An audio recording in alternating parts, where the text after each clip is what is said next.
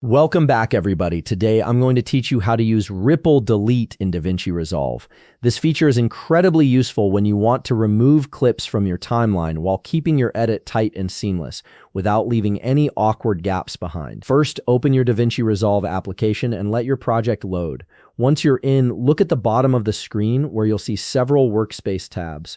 Click on Edit to enter the editing workspace. This is where all the magic happens for cutting and arranging your footage. Now direct your attention to the top menu bar and click on Edit again. This will open a drop-down menu with various editing options. Here you'll see two important options: Delete Selected Item and Ripple Delete.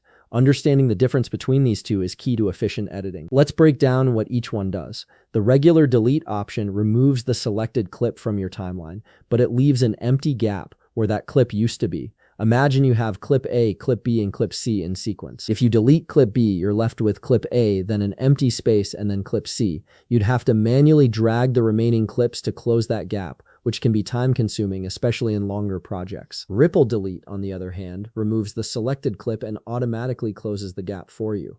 All the clips that come after the deleted clip shift left to fill the space instantly. Using the same example, if you have clip A, clip B, and clip C, and you ripple delete clip B, you're immediately left with just clip A followed directly by clip C with no gap in between. Everything moves seamlessly.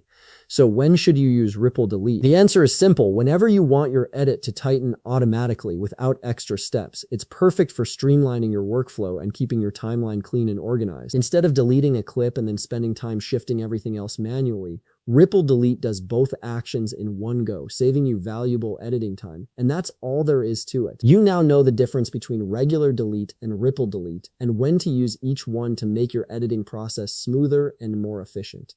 If you found this video helpful, please leave a like, subscribe, and see you in the next video.